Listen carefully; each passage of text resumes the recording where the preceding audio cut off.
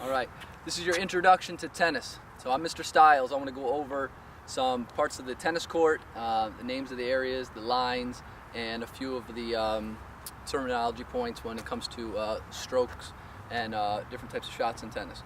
So the tennis court is made up of basically four areas. On either side of the court you have your doubles alleys. So if you are playing doubles 2-on-2, the farthest sideline is the out of bounds line for doubles. If you were to play singles, you would use the line that's on the inner part of the doubles alley. The line at the back of your court is called your baseline. You've heard that term before. Baseline is a common term for the end line in many games. And then going from one single sideline to the other single sideline, parallel to the baseline, is the service line. And the service line is the back line on the service box. So at the start of a point, somebody would serve the ball and it would have to land in the service box.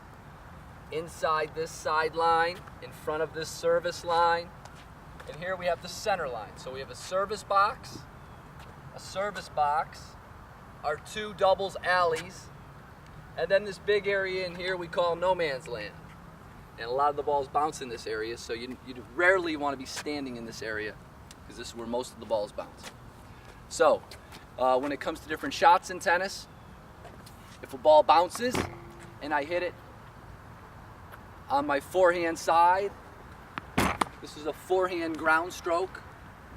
If the ball were to bounce on my backhand side, this would be a backhand ground stroke.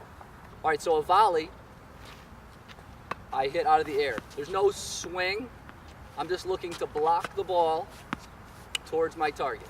A backhand volley would happen on my left side because I'm right-handed, and a forehand volley would happen on my right side. So really it's about controlling the ball, hitting it before it bounces. Tennis is very difficult. There's lots of things to consider. You have to be able to get to a spot, anticipate where a ball is going to be, hit that ball in a controlled fashion to the other side of the court with some strategy. So it's very, very difficult. So don't get frustrated when you first start playing. If you look back here at the baseline, there's a center mark. And this center mark lines up with the center line on your court. And this lets the server know what side they should be on. So if you're starting every game, you start on the right-hand side. Okay? A serve is struck out of the air, and it would have to land in the diagonal service box.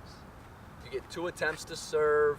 We'll go over scoring in class, but the big thing I want you to take away from this video is understanding the names of the different lines on the court, the boundary lines, the areas of the court, the difference between a ground stroke and a volley, forehand and backhand. We'll talk about technique in class.